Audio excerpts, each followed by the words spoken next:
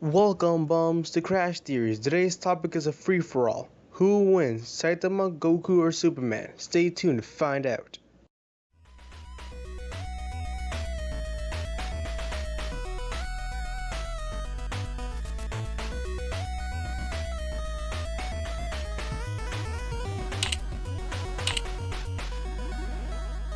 Before I do anything, I'd really like to apologize that I couldn't post on Monday because I was really working on this theory and it did take a while for me to figure all this out, and hopefully you guys will enjoy.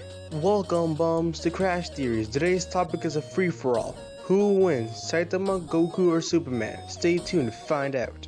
Okay, before I say anything else, I'm gonna say right off the bat that Goku's gonna win.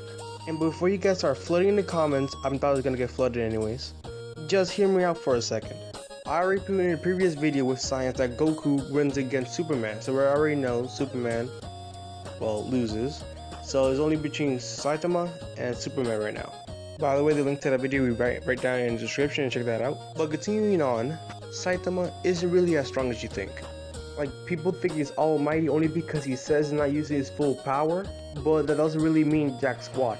We can't assume that he's all powerful only because he says so. We need to assume how strong he is from feats and things that he did in the show and in the manga. The most that we see him run is about at least a little bit over the speed of sound. And we already know Superman goes multiple times the speed of sound, so he beats him in speed, obviously. And fighting technique wise, I would say that Superman and Saitama is about the same because they didn't really have any formal training or anyone to teach them how to fight. So I would say they're about equal in that field. So far Superman is winning in terms of speed and equal in about technique.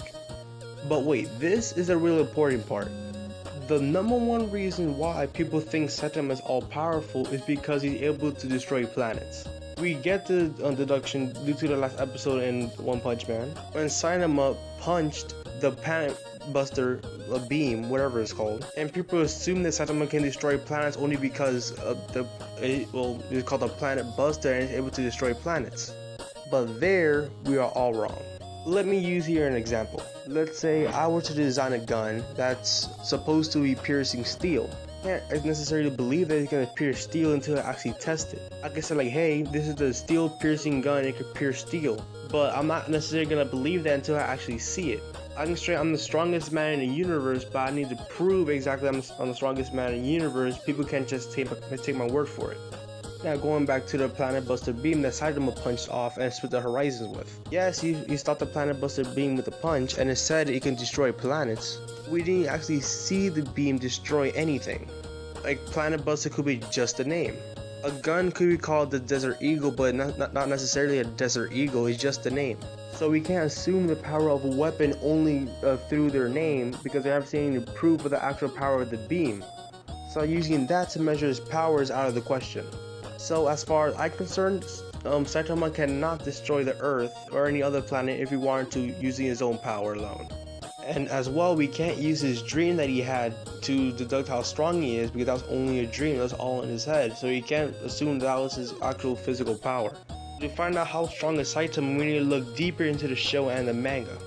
Okay, this might be a little easier due to we saw Saitama's workout. And if you really look into the workout, everything was evened out. Every part of his body was worked to the point of exhaustion, but each of it was worked out equally.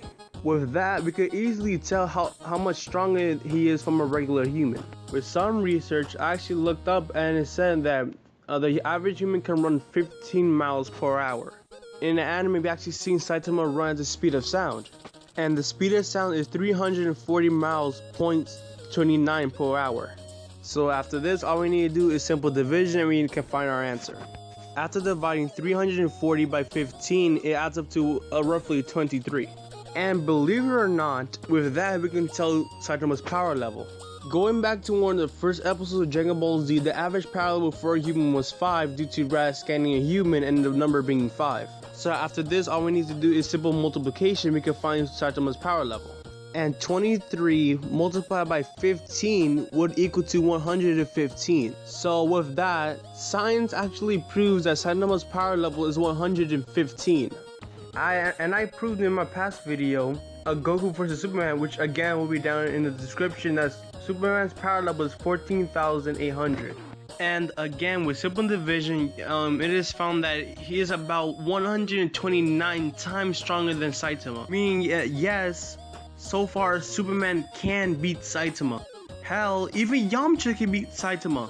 And he's freaking Yamcha. But before I conclude and give my final answer, there's two factors I do want to calculate into this theory before I give my final answer. Another reason why people think Saitama is so strong is because they saw him jump to the moon to the earth. Honestly, that isn't really a big enough feat to say that he's like the strongest person in the universe. Really, jumping off the moon isn't really much anything. A man that does daily exercise can probably do the same thing. The moon is exactly 6 times smaller than the earth, meaning it has 6 times weaker gravity than the earth. Let's say, for example, if you can jump 2 feet here, if you were to be jumping 2 feet on earth, you'd be jumping 12 feet on the moon. And the fact that Saitama jumped off the moon really isn't much of a big deal. What is a big deal of how he came down crashing to earth, unscathed, kinda. When Saitama came down crashing to the earth, that means his body can survive maximum velocity. Meaning he came crashing down on earth in a third of the speed of sound. Really, that doesn't really mean much to someone that can lift 100 tons.